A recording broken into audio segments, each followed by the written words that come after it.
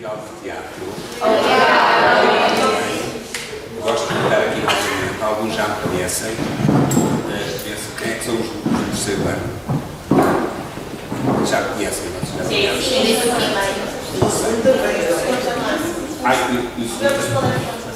Foi? Para quem não sabe, eu faço cenários e figurinos para teatro, para cinema, para televisão ou qualquer outra coisa que seja preciso no cenário, e gostava de começar talvez por aí. Vocês vão ser completamente à vontade para perguntarem qualquer coisa enquanto eu estou a falar.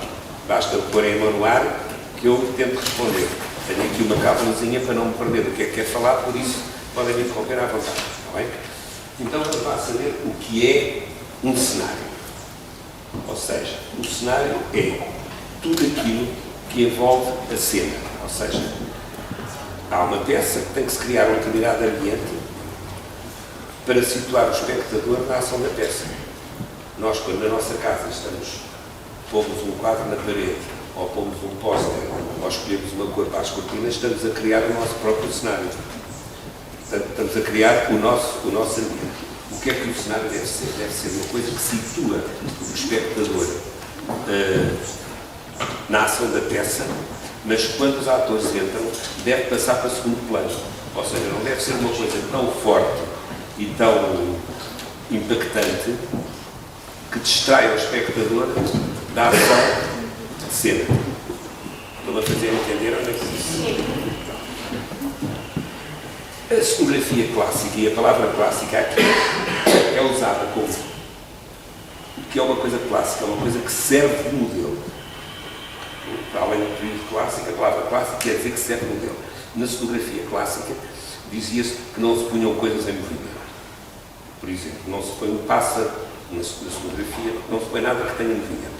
Neste momento, já podemos introduzir na cenografia, embora eu pessoalmente não gosto muito, mas é a minha opinião, já podemos introduzir vídeo, fazer um fundo em vídeo. Aí permite que o movimento seja real, ou seja, que se passar uma ave, não está lá o passarinho parado no ar, como se estivesse ali em paralítico.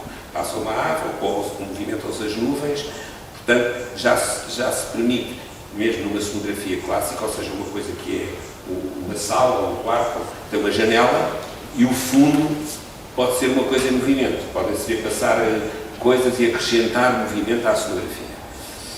Infelizmente, acho eu, sobretudo nos programas que vocês com certeza já têm visto, esses programas de talentos, às vezes a cenografia é tão forte, tem tanto movimento, tem tanta iluminação, tem tanta coisa a acontecer, que aquilo que deve ser o foco principal da atenção do espectador, que é o ator ou o cantor ou a pessoa que está a atuar, praticamente às vezes passa completamente despercebido. Depois, ainda há outra coisa que eu, enfim, correndo o risco de estar a ser injusto, eu acho que a maior parte das pessoas que fazem iluminação não têm conhecimentos artísticos os suficientes para fazer isso, ou seja, encharcam o palco de luz e de strobe flash e de movimentos e a estética geral é muito deficiente a maior parte das vezes. Aquilo que eu aconselho a todas as pessoas que querem seguir uma carreira de lumiotecnia, que tentem também ter alguma formação artística ao nível das artes plásticas. E pegando nisto, acrescento aqui uma coisa que é muito interessante, que eu gostava de partilhar isto com vocês. Quando vocês se inscrevem num curso para ser atores, é legítimo perceber a pessoa o que é que um ator quer. Quer um palco, o foco e a luz em cima. Pronto. Mas há outras coisas na carreira. E quanto mais diversificado nós conseguimos ser dentro de uma profissão, melhor. Portanto, não é mal nenhum que o ator seja luminotécnico, que seja sonoro, que seja figurino, que seja figurinista, e se vive eventualmente, ou se sentir que não tem capacidades suficientes para ser ator, ou que as capacidades que tem não correspondem às expectativas que ele tinha quando começou a ser ator, pode ser outra coisa, pode ser encenador. Eu vou-vos dar um exemplo, o Sr. Filipe Lafera. O Filipe Lafera, com quem eu tenho trabalhado muito, ainda o vestiu como ator. E ele começou como ator, e a partir de uma determinada altura da vida dele, ele achou que não era suficientemente bom como ator. E como era uma pessoa que realmente tem um amor imenso ao teatro e gosta, passou a ser encenador. E hoje em dia é um encenador brilhante, porque as pessoas realmente conhecem pelas revistas, pelos espetáculos musicais, mas o Filipe tem uma cultura vastíssima, tem uma capacidade. E eu espero que ele venha aqui, já foi convidado, e vocês vão conhecer, eu gostava muito de ouvir. Ele tem o conhecimento do ofício, do métier teatral, que é importantíssimo. E pode fazer, tanto, é o tipo de encenador, portanto, pode fazer uma revista, uma comédia, como o chamado teatro sério, eu não gosto muito da expressão, mas pronto, porque aqui nós, quando vamos ver um espetáculo, devemos de ir de mente aberta. Não vamos à espera de ir ver uma comédia. É evidente que isto é difícil. Normalmente nós, quando vamos ver um espetáculo, já temos, à partida, alguma informação do que é que vamos ver. Portanto, isso condiciona a nossa apreciação. Nós vamos ver o espetáculo e já vamos à espera de qualquer coisa. E às vezes o espetáculo não corresponde às nossas expectativas. Portanto, tentem ver. Se eu vou ver uma revista, tenho que ver se aquela revista é boa, se está bem feita e se cumpre os objetivos a que se destina ao espetáculo. Não posso olhar para uma revista como se for ver um drama ou uma comédia. São departamentos diferentes. Alguém tem alguma coisa a perguntar aqui sobre isto? Não tenho dúvidas de ver, não. Uma coisa tão triste. Muito bem. Eu, na vossa idade, estava cheio de dúvidas. Vou ver aqui se está aqui neste assunto a faltar qualquer coisa.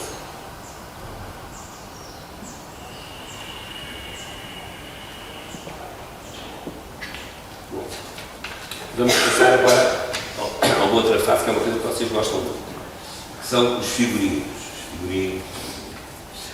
O que é o figurino? O figurino é a segunda pele do ator.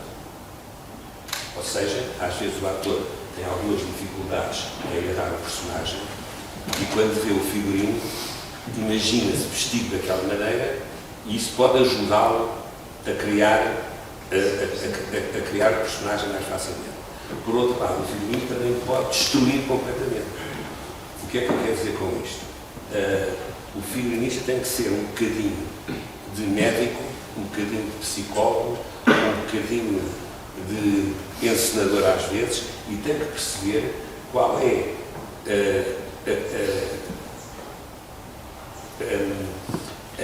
aquilo que melhor serve o ator. Porque eu posso desenhar um figurino extraordinário, mas se o ator não se sentir bem naquilo, não serve a ele, não serve o figurinista, não serve o espetáculo. Portanto, há que criar sempre essa ligação entre a roupa e o ator. Agora, os atores também têm que pensar que quando o figurinista desenha um fato para um ator, ele não está a desenhar só um fato para aquele ator. Ele está a desenhar o guarda-roupa para uma peça inteira. Portanto, tem que, às vezes o ator diz, mas isto não gosto daquilo, não sei o quê. Mas depois, quando vê o espetáculo todo, percebe que aquilo faz sentido. Portanto, nós não podemos ser, isto é uma profissão onde o individualismo, que muitas vezes impera, e vocês se calhar já se pensam a perceber isso, não corre bem. Quando a pessoa pensa mais em si do que no conjunto, a coisa dificilmente se dá. E a coisa, neste caso, chama-se espetáculo. E então, se o espetáculo não se dá, o que é que estamos a fazer nesta vida? Portanto, é melhor nós tentarmos criar os mecanismos, já desde o princípio, para nos ajudar uns aos outros. Vou-vos dar um pequeno exemplo. Por exemplo, de uma coisa que acontece várias vezes em cena. Uma coisa simples. Uma atriz que ganha um brinco. Uma atriz que ganha um brinco. Ela às vezes não consegue logo no momento apanhar aquela peça. Agora, o colega que vem a seguir, se puder resolver esse assunto, ou discretamente mandar para fora de cena, ou ele próprio apanhar, porque basta uma pequena coisa que aconteça em cena fora do que é expectável, o público fixa sobre. Caiu um brinco e o público pode acontecer coisas mais extraordinárias, enquanto aquilo não sair dali, o público está com os olhos lá. Isto é uma coisa que vocês hão de perceber. Portanto, há sempre uma maneira de apanhar e há sempre uma maneira de fazer. As pessoas não se põem de rapoar a apanhar uma coisa, tem que arranjar a maneira daquilo ser feito de uma forma natural e com alguma elegância e o mais discretamente possível. E o mais rapidamente possível para aquilo sair dali. Bom? Mais coisas. O que é que nós devemos... A importância do figurino depende dos espetáculos. No espetáculo de revista, o figurino é uma coisa absolutamente imprescindível, porque o público vai à espera de ver também essa parte visual. Porque eu costumo dizer sempre que uma das grandes vantagens... Alguém já foi à revista aqui?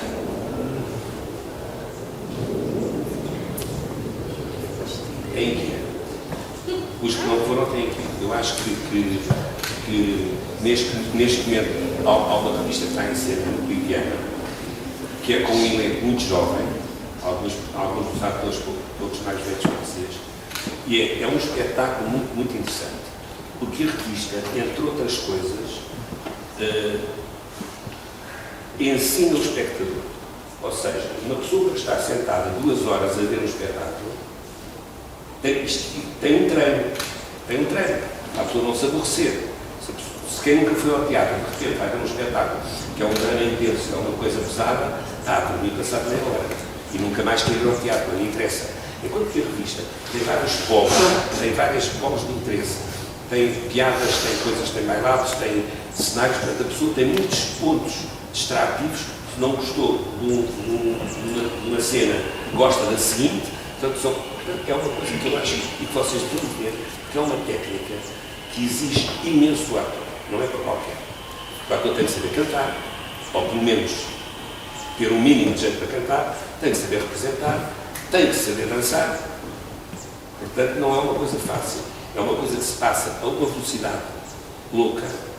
E aí está outra coisa complicadíssima, que é a mudança constante do ator. Um ator que faz uma revista, num espetáculo de 2 horas, às vezes muda 20 vezes de roupa. E quando se fala de roupa, muitas vezes é roupa, maquiagem, cabelos, em segundos. Portanto, esse treino e essa disciplina, mais uma vez, muitas vezes, o ator não tem tempo de ir ao camarim, muitas vezes muda no palco, e quando não há, em companhias modestas, quando não há assistentes de camarim para tomar conta disso, têm que ser os atores a ajudarem-se uns aos outros. Portanto, se não há essa capacidade, mal vai a coisa. Depois, não é preciso muito dinheiro. É claro que é preciso algum dinheiro. Quando se monta um espetáculo, é preciso algum dinheiro. E a roupa ajuda muito o espetáculo. Mas nós podemos fazer com coisas simples. Podemos fazer com coisas simples. Há um material que é barato, vamos dar este exemplo, chamado pano cru.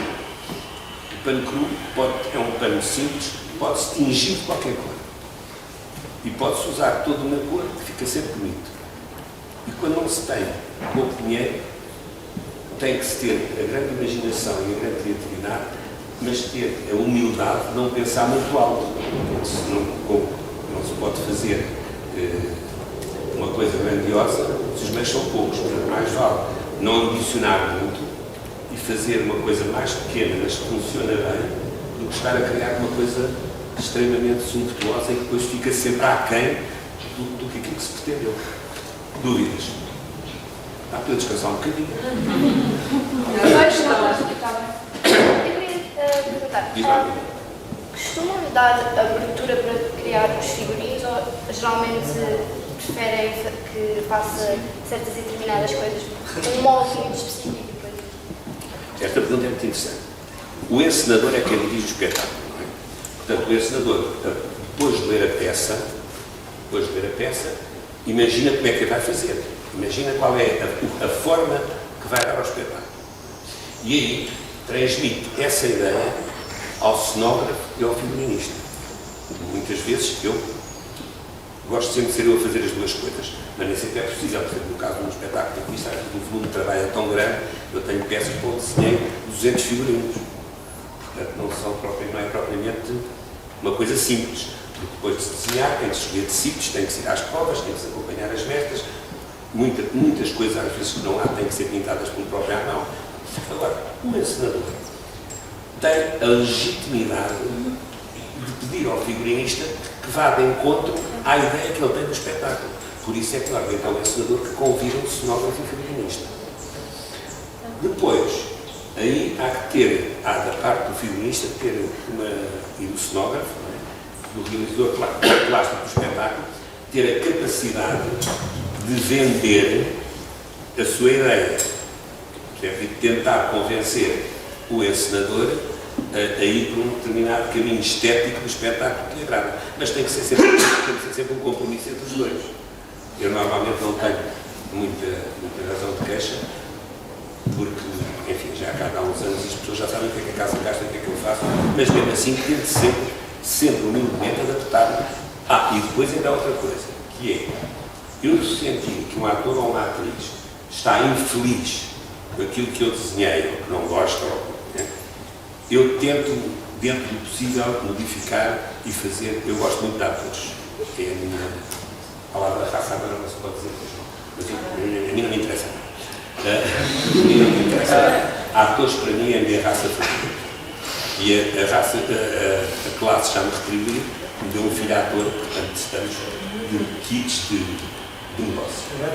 Não é? Portanto, eu gosto sempre, eu sei, trabalho com atores há muitos anos, sei quais são as vossas inquietações, os vossos medos, os problemas que têm a todos os níveis. Por falar disso, não me ajudam nada, vocês não têm nada mais para comentar. Bom, então vá. Então vamos falar aqui de outro assunto, que é a parte física. Normalmente as pessoas acham que tem muitas capacidades, que ela é linda, ou que ele é lindo, muito giro, muito girado. Isto não é verdade. Isto não é verdade, porque a beleza só é um trunfo para algumas coisas. Para quem quer fazer uma carreira televisiva, a maior parte das vezes curta, porque aquilo são estrelas cadentes, fazem pressa. Não é? Agora, para quem quer fazer uma carreira no teatro, a beleza, se não for acompanhada de trabalho e de talento, mas o talento é muito conseguido através do trabalho, porque se nós não trabalhamos, não desenvolvemos competências. Eu, se tiver uma semana ou duas sem desenhar, a mão já não é a mesma coisa. Quando for pegar outra vez no que estou a fazer, o assunto já não é o mesmo.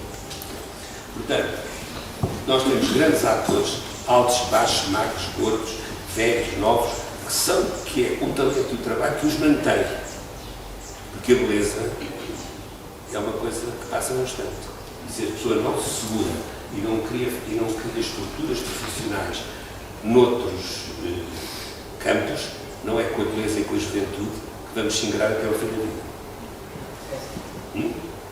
Fui bem agora, não foi assim? Sim.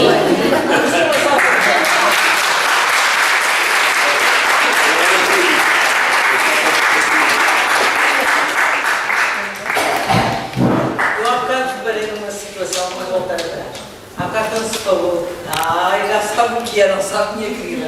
Há bocado quando falou da publicidade, não é? Do respeito que se tem que ter por causa dos figurinos, não é? Que da união entre os atores. Na união dos atores, na relação com os atores, portanto, que tem que haver uma. Como é que era? Quando se cria, estar cá uns para os outros. Quando se cria, por exemplo, era a ideia de quando se cria um figurino, o que está em causa é o todo e não é o meu fato, não é o que está em causa, é o meu fato, mas o conjunto. Eu só vi foi cabeças a olhar uns para os outros e a fazerem assim. E foi ou não foi? Eu olhei para trás e para todos. Já perceberam que há por aqui quem já tenha sentido cada ou há gente, há colegas, que de facto, quando se cria o figurino, quando se cria o modelo para a peça, há quem esteja mais importante e mais preocupado com o meu feitio, para apresentar na peça, do que propriamente com o resultado final. Olha! E aqui sentia assim o braço, não era para mim, mas era para o lado. Acho que Senti assim, quando fez para o lado, eu até senti um grupo, não era para mim. Portanto, foi aqui um grupo. Aí a Carolina como enfermeira. Ou se eu sou tímida. Porquê é que as pessoas se vestem? Eu sou isto é curioso, vocês não sabem. Porquê é que as pessoas se vestem? As pessoas vestem-se para estar no frio, para, sei lá, tem que se vestir, não podem dar luz na rua. Mas, basicamente, as pessoas vestem-se para quê? Para serem iguais ou diferentes dos seus grupos ideais de referência. O que é que isto quer dizer? As pessoas normalmente tentam, quando se vestem, aproximar-se do grupo com os quais se identificam ou distinguir-se de uma forma diferente desse mesmo grupo. E isto é válido também quando nós queremos analisar a maneira como vamos construir o guarda-roupa de um espetáculo. Eu normalmente tento fazer uma coisa, se é um espetáculo de época, o que é que eu tento fazer? Nem sempre sou capaz de pensar, eu se fosse um figurinista desta época, como é que eu faria isto? Como é que eu olhava para esta pessoa? O que é que eu vestia neste rei ou nesta rainha ou neste grupo de populares do povo, de onde é que eles vêm? Portanto, nós não podemos fazer as coisas em teoria no ar. Temos que pensar o que é que estamos a fazer. E temos sim que ter a humildade suficiente para estudar. É mais uma curiosidade. Nunca trabalhou assim com algum ator que tenha questionado se o trabalho de uma forma mais que... Mais muito. Sim, não tenha levado a mal, mas ficou... Pronto, sim, tenha ficado marcado. No princípio, talvez há muitos anos, houve ali uma pequena coisa, sem nenhuma importância, com o Marcos Deus, ou hoje, que foi, posso-vos contar, coisa muito conhecida, sem dizer nomes, estava a fazer um filme, era um casamento, e era preciso uma cena com uma camisa de dormir. Uma cena com uma camisa de dormir e com uma espécie de não era um rock, eram duas peças iguais, era a camisa de dormir e aquilo por cima. E aquilo tinha que ser à procura, porque não era aquilo que o ensinador queria uma coisa anos 30, com assim. E eu, por acaso, nessa altura, descobri no antiquário, que era uma pessoa que vocês provavelmente não sabem quem é, que se chamava Manuel Reis, que foi o homem que fez a grande discoteca o Lux, e começou a ter um antiquário. Eu descobri uma caixa, uma camisa de uma coisa linda que ele tinha lá. E eu pedi ao Manuel, mas me presta para eu ver se isto é verdade e se corresponde àquilo que eu dizer. E cheguei lá e disse, tenho aqui isto. A experimentar, a ver se eu não vi isto. Não vestes, eu disse ao Pirazora. Ela disse o nome, não é como é. Diz que não o veste, portanto, vamos tentar resolver isto de outra maneira. Queres uma coisa terra, até os próprios materiais, aquilo é uma coisa feita num cetim que já não há, que é uma coisa levezinha. Bom, resumindo e concluindo, ele lá convenceu a vestir, estava a conversa com ele. Como a natureza às vezes é grande, aquilo ficava, parecia que tinha sido feio, não podia ficar melhor. Olha, ela já experimentou, fica lindamente, mas aqui até testou coisa. Mas agora temos tempo. Mas eu já disse ao Manuel, acho que ele já vendeu isso a outra pessoa. Já disse que não sabia, já vendeu outra pessoa. Então, temos pena. Temos pena. Mas isto tudo é mentira. Eu usei para as pessoas perceberem, para ela perceber, não se pode dizer não viste isto. Tem que experimentar. E depois, se vir que não se sente bem, não sei o quê, tem que ajudar. Diz-me lá para eu ouvir também quero. Diz-me. Não, vá combinar lá. Não. Já sabe, eu não consigo. Está-lhe o braço. Está-lhe o professor. Eu gostaria de perguntar o que fez, o que é que faz ter este amor que você tem pela arte?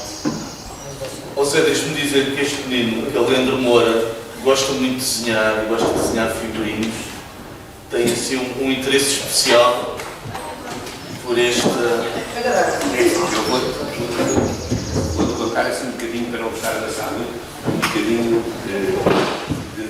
meu percurso. Eu fiz um curso de pintura na Escola de Belas Artes. A minha formação artística é pintor. E nós, quando fomos, eu entrei para a Escola de Belas Artes com 17 anos, portanto fiz lá 5 anos, e nessa altura, muitos anos, nessa altura, nós tínhamos até uma coisa que nós chamávamos as lancheiras, que agora, se quisermos traduzir, são marmitas. Havia a lancheira do desenho, a marmita do desenho, a marmita da poesia, que era isto. Nós andávamos com um bloco, os que de desenho, os que escreviam andavam com um bloco, e nos cafés, sobretudo na brasileira, fazíamos os desenhos, que eram as marmitas. E um dia tinha aparecido um filme, a My Fair Lady, tinha uns figurinos de um figurinista extraordinário, chamado Cecil Winter, e eu fiquei fascinado com aquilo e só desenhava aquela conversa. E um dia estou na brasileira a fazer um desenho, diz lá tudo. Agora aqui este só um bocadinho. Diz lá.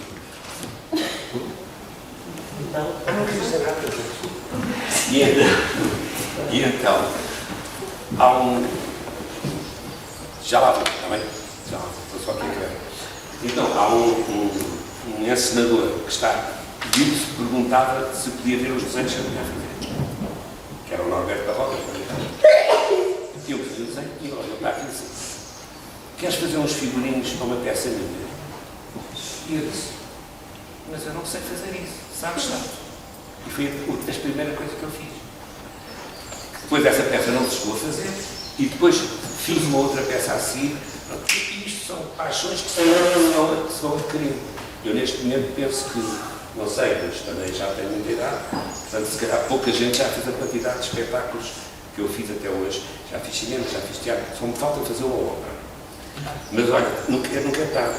Gostaria-me agora a fazer os cenários de figurinos para uma peça infantil que eu nunca tinha feito.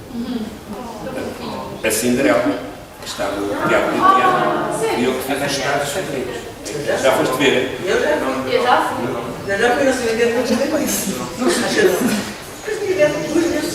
E viu aquelas mudanças de E tudo. e viu os cavalinhos. E tudo, aos pequenos, os cavalos, não é? É mesmo deslumbrante, é? Ficou Diz lá. uma, depois ficou outra. Eu vi que os desenhos que estão a serem feitos aqui dá preto e branco, e dá latas. Manuel Daniel, eu tenho uma questão. Qual é que foi o projeto mais difícil em que esteve envolvido? O projeto mais difícil. Cada projeto é um projeto. É assim, eu fiz, não é uma questão propriamente de dificuldade, às vezes é uma questão do volume. Enquanto o Carlos Avilés foi diretor do Teatro Nacional, as grandes produções, estamos a falar, eu fiz as grandes produções do Teatro Nacional nessa altura, que envolvia cenários e figurinos. Uma das peças, por exemplo, tinha 220 figurinos. Tem de estar uma pessoa, aquela conversa, vais para casa, sentas, os blocos, as tintas, e estás ali a fazer o mais rapidamente possível, porque está toda uma equipa à espera do teu trabalho. Porque depois de se fazerem os figurinos, já entretanto a mestra ou a pessoa que vai executar o guarda-roupa virou as medidas aos atores e às atrizes, e lá vou eu com os desenhos às lojas dos tecidos ver os tecidos que servem para aquela conversa. Sempre pensando que não pode ser tudo em grande. Tenho que fazer umas coisas mais baratas e há sempre orçamentos, não é? E depois, a partir daí, isto são coisas que dão muito trabalho e muito tempo. Não é propriamente todos os trabalhos são difíceis. Quando tu queres fazer uma coisa à séria e estudar e debruçar e escolher as coisas e ter a consciência do que estás a fazer, nada é fácil. Mas é para isso que cá estamos. Também se fosse fácil não tinha graça nenhuma. Quando falamos aqui de vinhos, também falamos da parte de caracterização, maquilhagem e cabelos. O Costa Reis também faz essa parte quando está a desenhar os vinhos. Ok. Claro, e chapéus também. Não quando você está a criar Um figurino normalmente lê sempre a peça, estuda sempre esse personagem para saber a roupa encaixa melhor aí. Claro, e tem que conhecer o ator, não é? Perceber para quem é que está o figurino, tem que conhecer a peça e tem que saber o que é que o encenador vai fazer a peça. Porque imagina, tu lês uma peça do século XVIII, mas o encenador pode querer fazê-la na atualidade.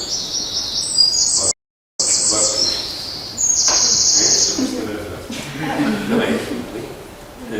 Pode ter que fazer uma atualidade. Portanto, aquilo que o encenador quer do espetáculo, aquilo que o encenador quer do espetáculo, é importante para nós agarrarmos o trabalho da maneira que corresponda àquilo que queremos.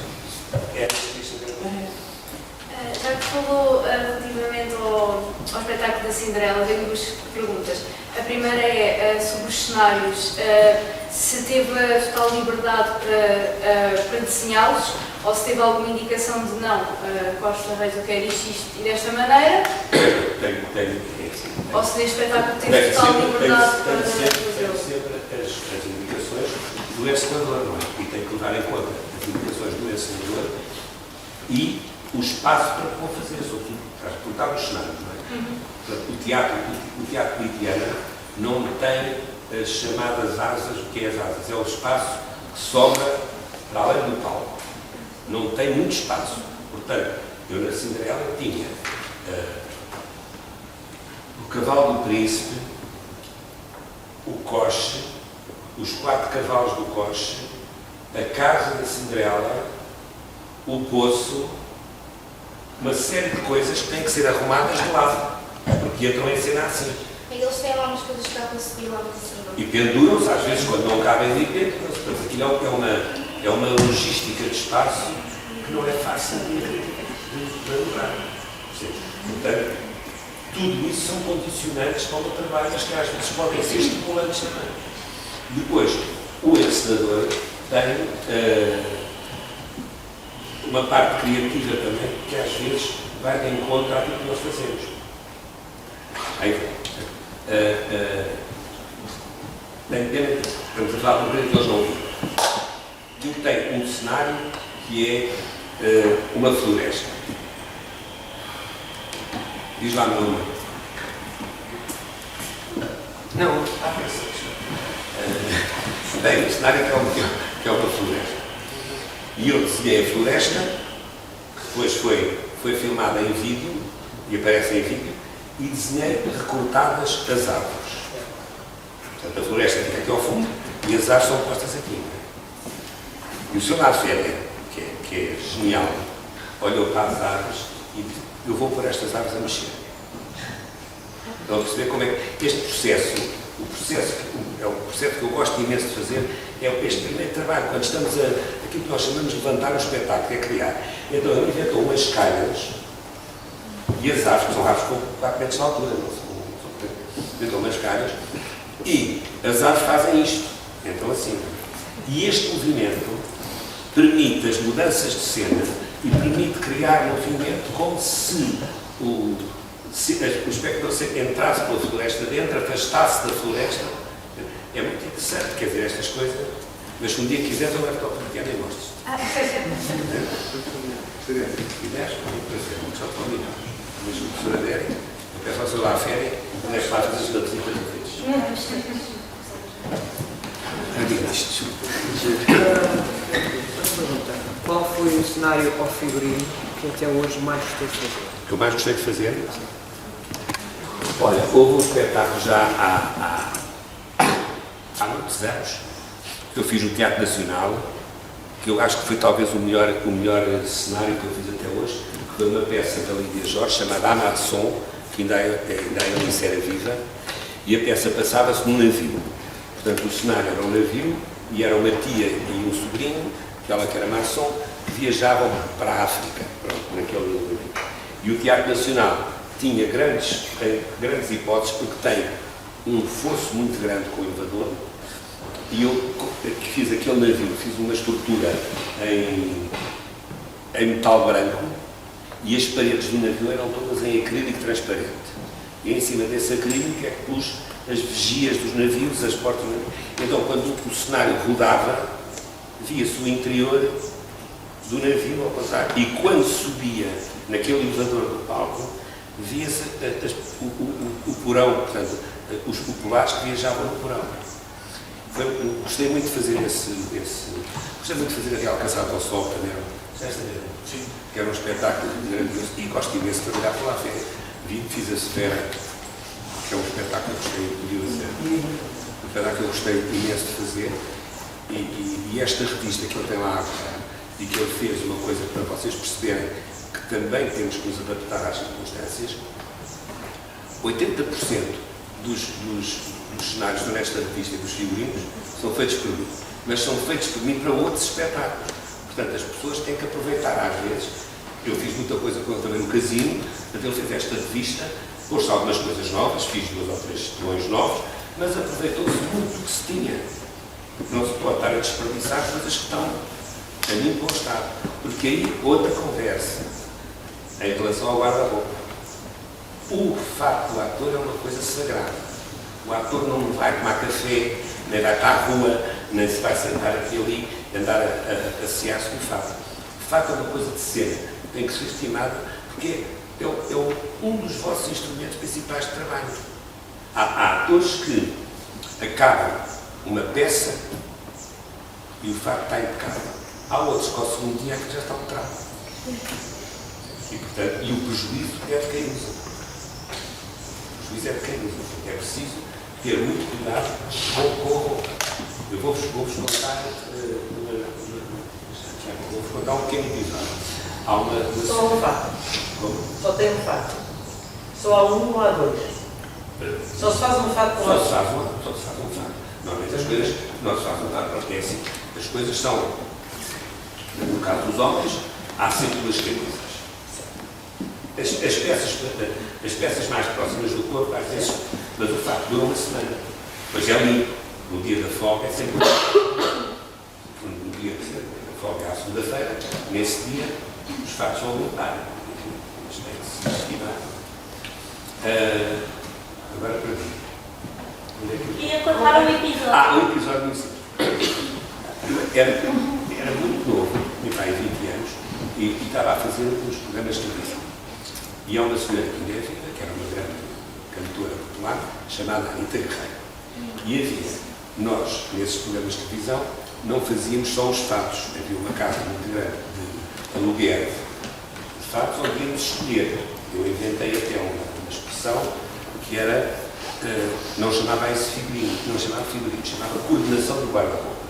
Ou seja, eu ia escolher o fato já existia. E havia um fato sobre Lisboa, que era uma coisa enorme, preto e branco, uma caravela à cabeça, uma coisa pequena. E a senhora estava à espera de entrar aos estúdios, estava com aquele fato enorme. E eu pensei assim, e fui buscar uma cadeira e disse à sua mãe, se quiser sentar aqui, eu nunca me esqueci disto.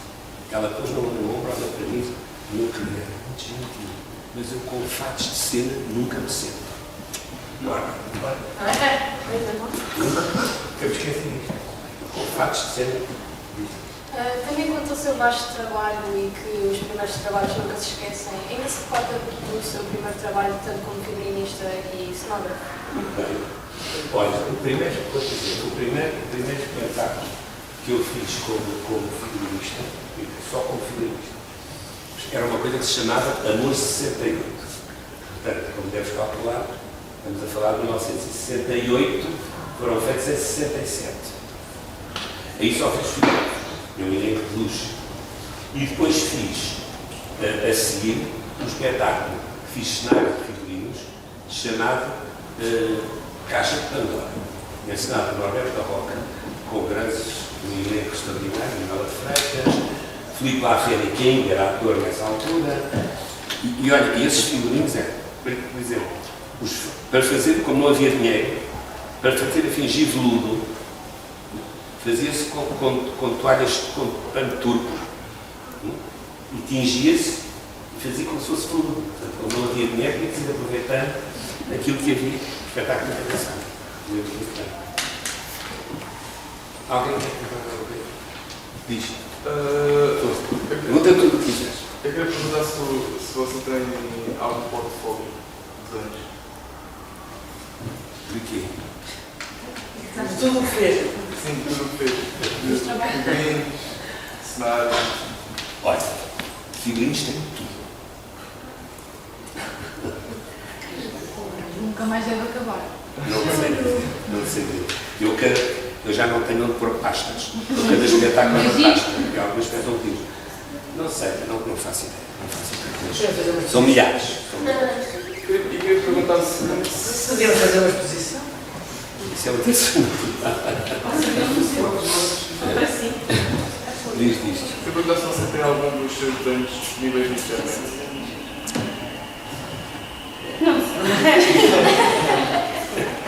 Mas, sei lá.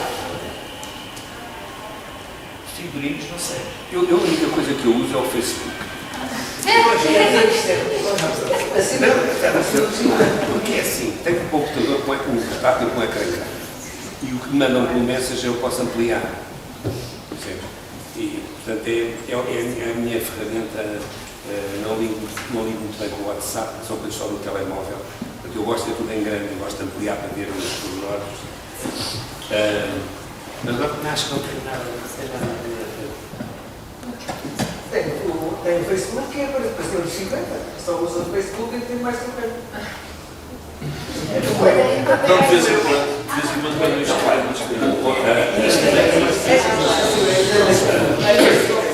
A professora é que fez o meu perfil, o meu currículo, é só que Wikipedia, não? Pode ir lá ver, para perceber.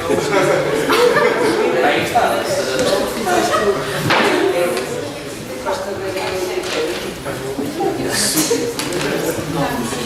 fiz, organizei sim.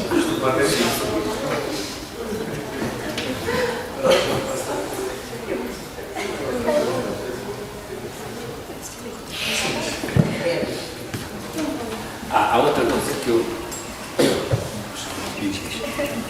Mais ou menos quantos figurinos é que você desenha para o espetáculo? É tudo espetáculos. Olha, fiz um espetáculo em Eunice, que era as memórias de Sara Bernard, que eram só 2 figuras do Nacional. 3 figuras, aliás. Era ela, tinha um fato de manhã e depois tinha uma candeia de vinho um grande rosa. E era o Jacinto Ramos que fazia o professor que ela tinha ali, porque eram só 2. Desde, até já fiz também só para o Rui de Carvalho, a peça que é o Palhaço de mim mesmo, que ele fez água aqui dentro, era só um figurino. Mas há espetáculos como a média normalmente, se eu lá à férias, são 6. Cada espetáculo. A média são 6. Porque, para tu fazeres uma ideia, por exemplo, os espetáculos de lá à férias têm sempre, no mínimo, 8 bailarinos, 4 bailarinas e 4 bailarinos. E esses bailarinos entram várias vezes. E cada vez que entram, mudam de roupa. Portanto, há que desenhar isso tudo.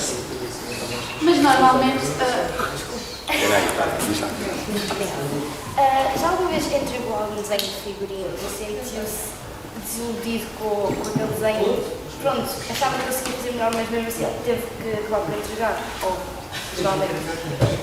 Eu, quando acabo de fazer há uma fase, mas isto é um processo, há uma fase em que eu não gosto nada do que fiz. Há uma fase em que eu acho que se fizesse aquilo que já devia de fazer de outra maneira. Mas pronto, mas isso são as contingências que eu acho que é muito de quem está no meio do teatro. Nós, mal seja, eu quando ouço pessoas da nossa idade dizer que eu sou uma pessoa realizada, mas como é que se pode ser realizado aos 20? Eu não preciso realizar, há imensas coisas que eu gostava de fazer que já não vou ter tempo. Acho que a realização é o projeto menos ambicioso. Se a pessoa não tem a sua permanente inquietação, está sempre a fazer coisas, já é bom. Não, eu só queria perguntar da conversa do espetáculo que lá fez. Sim. Nessa parte das bailarinas e das bailarinas, eles entram muitas vezes em cena, certo? Cada vez que entram, mudam de roupa. Mas a roupa que mudam é parecida ou idêntica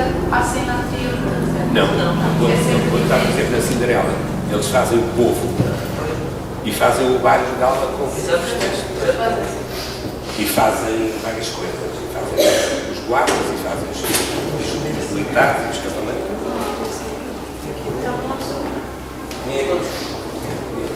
Queria perguntar se tinha feito os figurinos do espetáculo do Filipe Lafay, que era o musical da minha vida.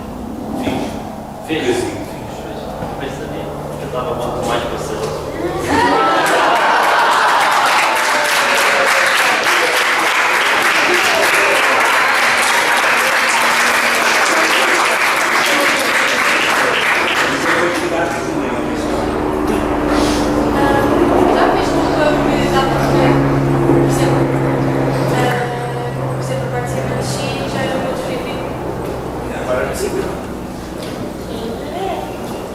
Da Cinderela. Mas isso aí, as coisas têm que se fazer. Há uma mudança do fato da Cinderela. Que aquilo que não fui eu que inventei aquela mudança. Aquilo é uma coisa que já está feita. Aquela mudança foi feita por 3 engenheiros, inventada por 3 engenheiros.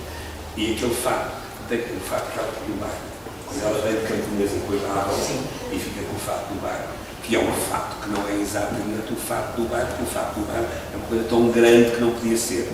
Portanto, é um fato para criar a ilusão em momentos que é o fato que ela leva ao fato.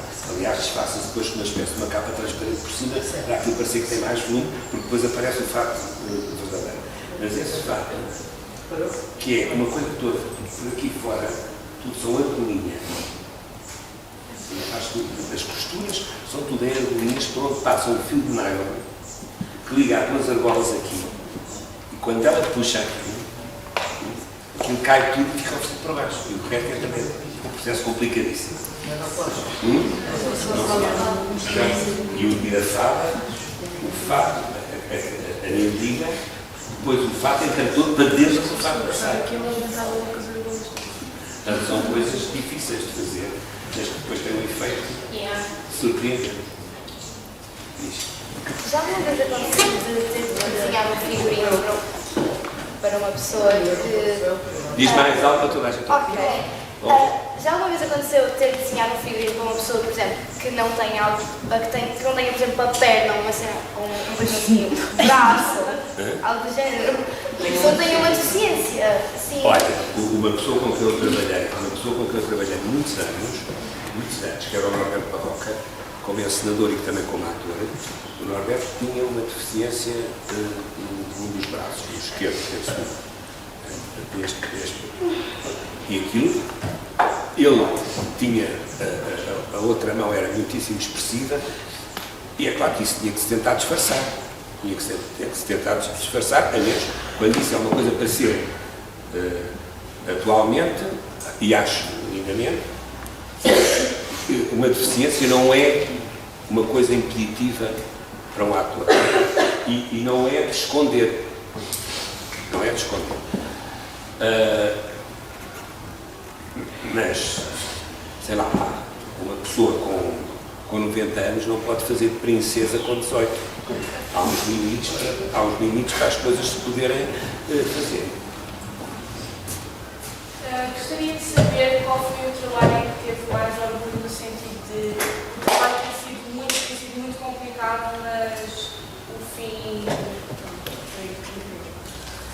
Sabes que enfim, nós temos, eu não sou muito essas coisas dos orgulhos e das vaidades. Acho que nós temos que ter a consciência do nosso valor, mas eu penso sempre que no caso específico do meu trabalho, a materialização desse trabalho deve-se muito às pessoas que trabalham comigo. Deve-se às costureiras que fazem os fatos, aos cabeleireiros que fazem as perucas, aos carpinteiros, aos pintores. Portanto, toda essa gente, é todas essas pessoas que eu tenho que agradecer o efeito final do meu trabalho. E, portanto, não há que ter motivos para grandes orgulhos. Se ficou bem, as palmas não são só para mim, são para toda a gente que fez aquilo. E, infelizmente, cada vez há menos pessoas, que as pessoas vão morrer, cada vez há menos pessoas competentes para fazer e são saberes que se perdem.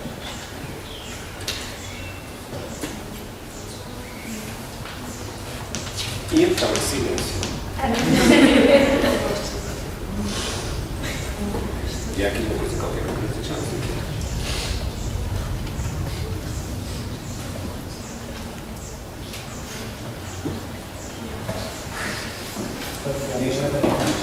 Eu olhei para o quadro desde o início e estava a perguntar ao adérito se o senhor ia fazer um sketch de um figurino ou uma cena assim.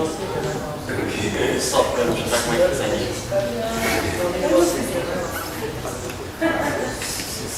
Diz muito.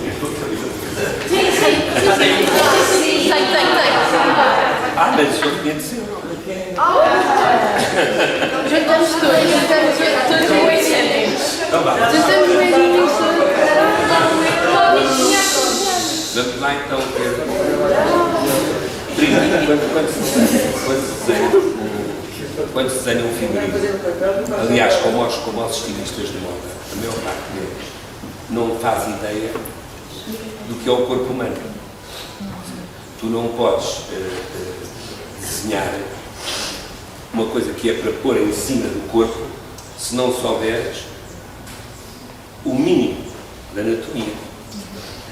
Tens que saber aqueles mínimos. Onde é que está a cava, onde é que está a cintura, onde é que está o decote, pode ser assim, pode ser assim, pode ser assim, e todas as coisas que se conjugam para que a peça que se põe em cima de uma pessoa seja agora só uma palavra seja suitable, seja Confortável. fique bem, que nós normalmente antigamente dizia que esse fato assenta-te muito bem. E a maior parte das pessoas não tem esse conhecimento. Então não tem, a maior parte dos cientistas também nunca teve aula de anatomia. É a mesma coisa que tu, se quiser um peixe inteiro no prato, há um mínimo que eu costumo dizer, para se comer peixe tem que se conhecer a anatomia do animal. Mas não a pessoa. Faz ali uma manchete na hora.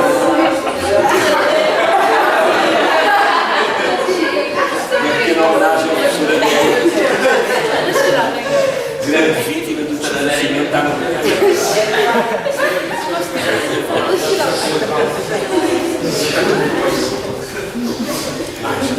Então vá. A pedido vai com isto. Agora quando... Diz algo para toda a gente ouvir. Agora quando o Costa Reis estava-se a referir de ser adaptável, quando o Costa Reis faz um figurino, o Costa Reis primeiro tem uma perspectiva de como é que é a peça e lê, e o ensinador também dá-lhe todas as informações necessárias do que idealiza. E o Costa Reis depois vê, como é que eu vou dizer isto, quando desenha o figurino, caso seja novo, seja uma coisa nova, idealiza especificamente para aquela pessoa ou faz de maneira a ser adaptável para todos. Por exemplo, eu imagino para depois poder ser utilizado para outra situação. Eu faço para aquela pessoa. Acho que às vezes, por razões, sei lá, do próprio funcionamento, às vezes o ator ou a atriz adoece ou não sei o quê, ou é preciso substituir.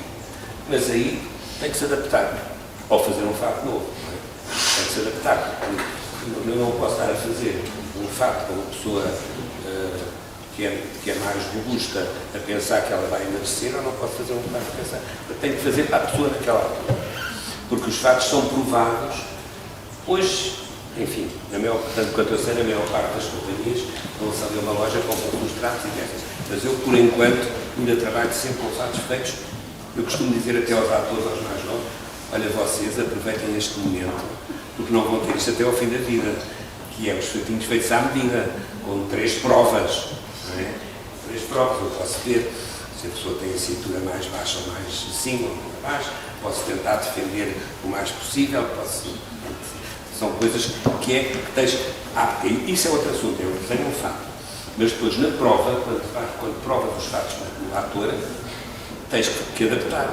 Imagina que eu desenho um fato que, na altura do processo de desenhar, é uma que nós entusiasmamos, não é? E faço uma perna mais alta que o normal das pessoas terem e ponho 4 folhos. Sei lá, na prova, se calhar, tem que ser só 3. Temos que ter essa maleabilidade para nos adaptarmos à pessoa. Nós aqui, pronto, normalmente os nossos figurinos são sempre mais adaptáveis. Por exemplo, falo pela minha turma, nós na saia, nós para o Arlen tivemos que utilizar um figurino preto e fomos que todas temos a mesma saia. E depois há várias peças que podemos utilizar essa saia com coisas por cima e acessórios. O Gosto Reis também desenha normalmente sempre figurinos que possam ser adaptáveis para outras peças, ou é sempre Não, é sempre um desenho específico para aquela peça. O que não quer dizer que depois não se adapta a outras peças. Mas este exemplo que eu citei da revista do Filipe está agora, que ele foi buscar coisas que eu tinha feito algumas coisas, veio do musical da minha vida, já não me lembro muito bem. O musical da minha vida, não sei se era uma abertura com os cães, não? Não, era para uns cães, não era? Não. Já são tantos que eu já não sei bem esses espetáculos do casino. Esse acho que era dos cães, acho que era da história do casino, da Noite das Mil Estrelas. A Noite das Mil Estrelas do casino foi uma série que nós fiz e depois também já fiz aqui no programa. E eu funciono um bocadinho como os atores. Eu faço um espetáculo e depois risante, depois vamos partir para outra.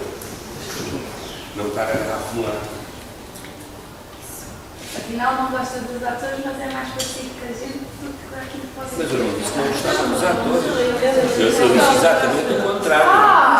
Eu queria achar que você não gostava de. Não disse que era a raça disse que era a raça. E que classe que já me tinha reunido, eu vou dar.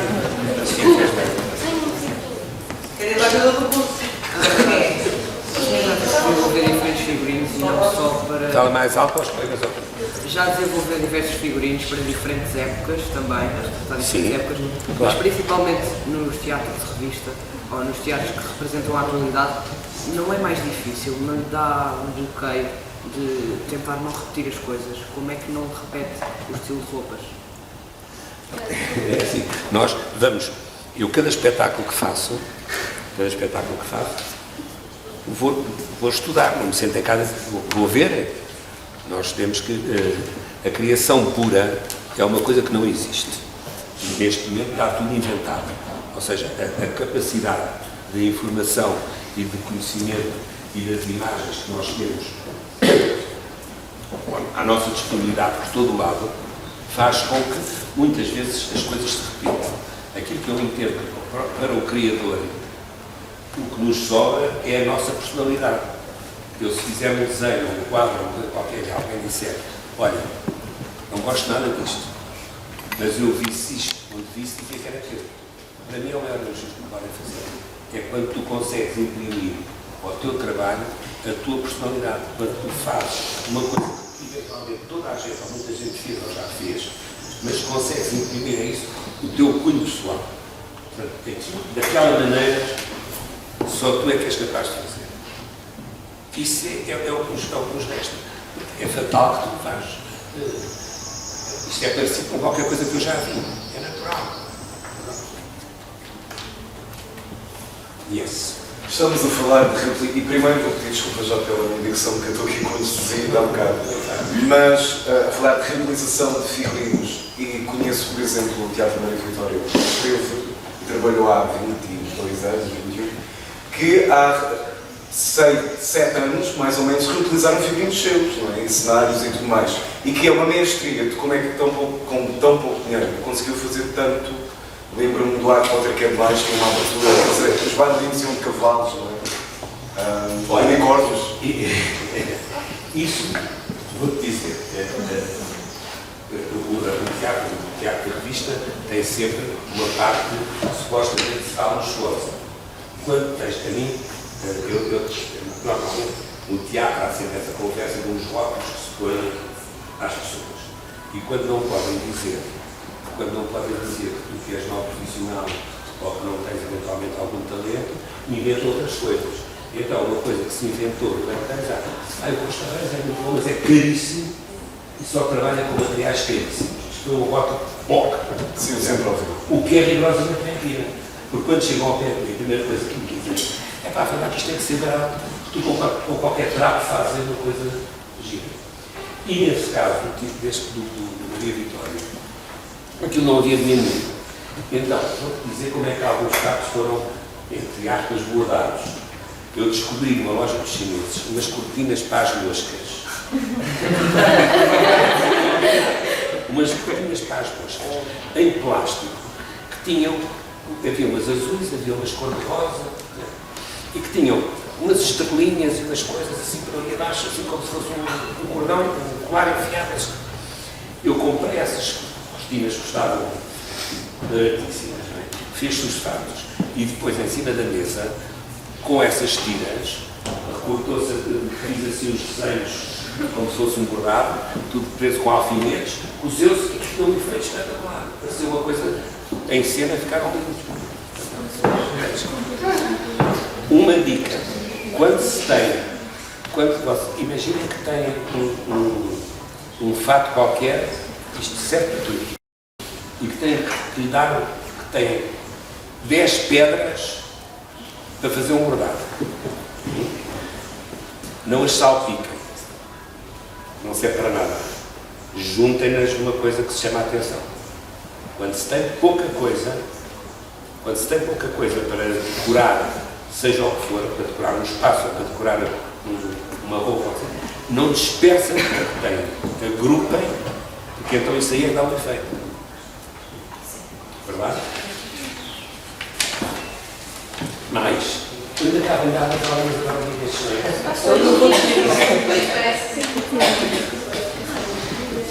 Não, não seja spoiler, eu é que vou tratar disso. Eu sei,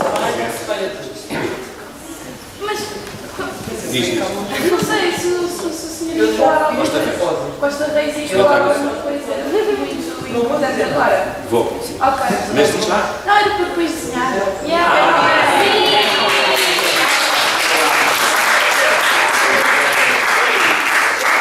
Vamos aqui falar de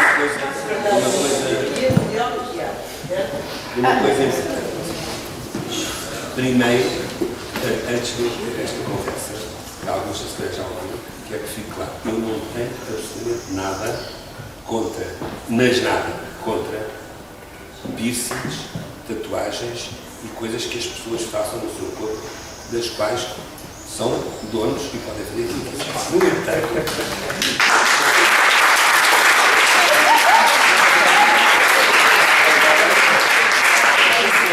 fique esclarecido que eu não tenho nada contra. Em alguns casos até acho coisas bonitas, até já uma vez fiz um desenho que um amigo meu me pediu para uma tatuagem. Portanto, não tenho nada contra.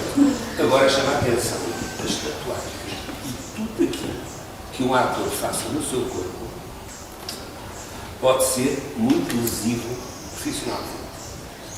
Por exemplo, vais fazer um programa de televisão. Aquela personagem não compadece ter tatuagens. Portanto, para tu seres contratado, vais ter que ter uma maquiadora para tapar as tatuagens, que custa dinheiro. Uma maquiadora para te limpar as tatuagens, quando saís, custa dinheiro. O tempo que se perde a fazer isso. Portanto, no momento da contratação, eu tenho agora um exemplo, que também não vou citar nomes, de uma atriz que não vai fazer um papel que seria uma coisa muito importante, porque tem muitas tatuagens. E é para fazer um personagem que normalmente usava sempre cai-cai, que não pode estar cheio de coisas, para ser depois. Aliás, há produtos que cobrem. Mas isso custa dinheiro e demora tempo. E hoje em dia, é isto que eu vos quero avisar, hoje em dia, o tempo, sobretudo, é precioso, sobretudo na televisão. E eu penso que a maior parte dos atores, hoje em dia, acabou-se o preconceito de ir à televisão. Antigamente, houve uma altura da geração que havia os atores, que eram os atores de palco, e havia os atores que eram menores que iam à televisão. Mas isso acabou. É um sítio onde vocês podem ir buscar algum dinheiro extra. O trabalho não é assim tanto nesta profissão que se possa desperdiçar. E a televisão tem uma técnica diferente do teatro, tem uma técnica diferente do cinema. E a prova é que todos os grandes atores lá vão. E isso é preciso a gente ter alguma ideia de como é que as coisas se passam. Portanto, atenção a isso. Se já têm paciência, se não têm, isso fazem duas coisas. Tentem fazê-las em sítios que pensem que não vai influenciar esse tipo. Acho que é um alerta. Eu acho que vocês têm que ter cuidado. Isto é igual para os rapazes e para as raparigas. Mas as raparigas torna-se mais complicado. Parecem mais despidas, porque realmente têm cena, às vezes há coisas. Enfim.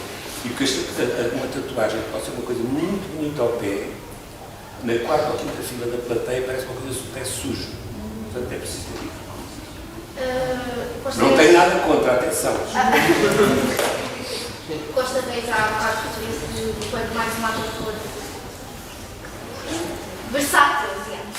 Quanto mais uma ator for versátil, melhor ajuda na profissão.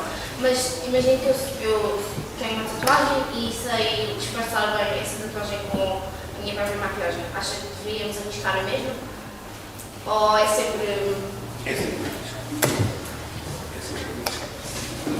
É o risco da despesa. É assim, um dia, a facilidade atrasaste qualquer coisa, vais a correr e tens que tratar a fazer essa conversa. Ou seja, acho que seja assim uma coisa tão... Até porque há processos, se quiserem fazer uma tatuagem para tirar no dia seguinte, eu ensino-vos. Coisa mais fácil do mundo.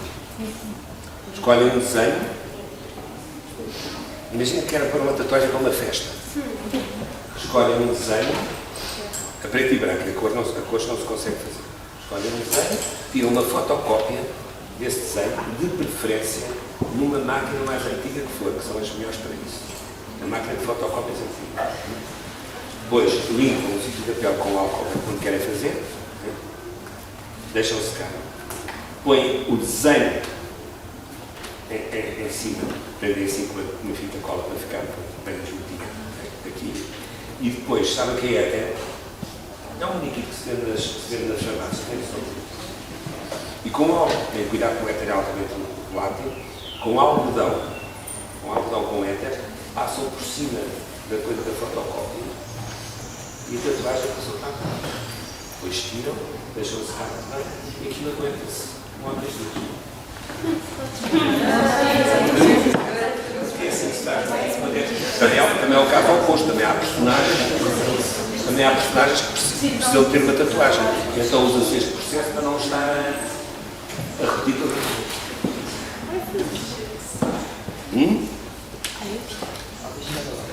E mais? Então o que é que querem que eu faça? Diga.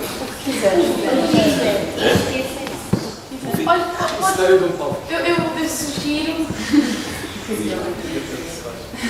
eu sugiro que façam o que estou mesmo de fazer, mas que comece por onde começou na altura. O quê? Eu acho que é. Então vamos ver, eu não estou muito habituado. Como? Eu não sei se me fiz entender. Mais ou menos. Então, um figurino que mais gostou de fazer. E como é que eu começo? Começa por onde começou na altura.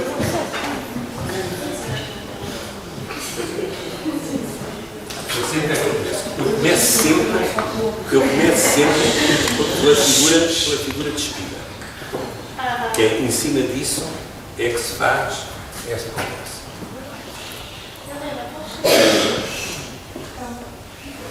Olha, há um processo muito bom que é fazeres.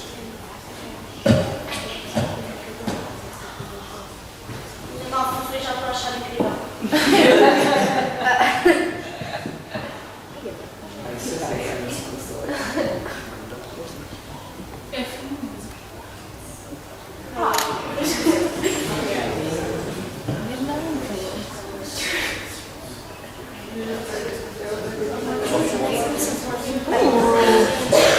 Ok?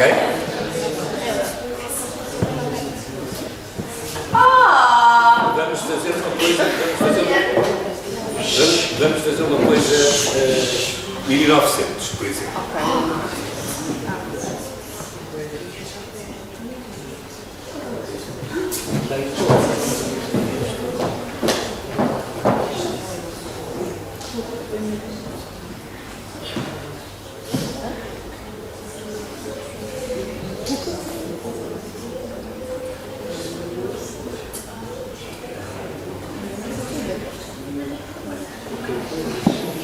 Casinha. Põe mais perto.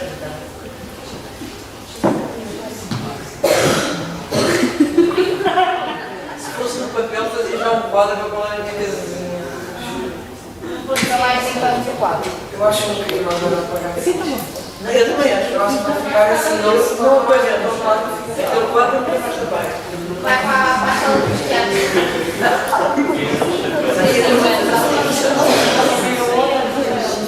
Anterior. Então estou aqui a atuar em vossa revolução. Nós estamos aqui pelo coisa.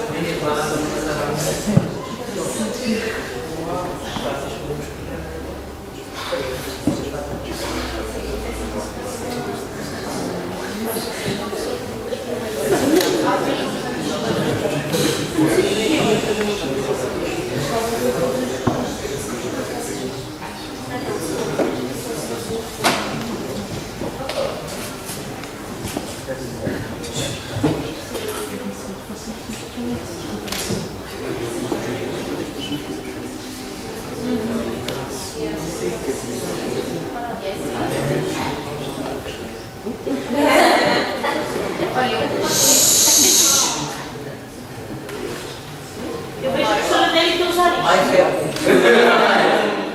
Pronto, tá bom? Ah!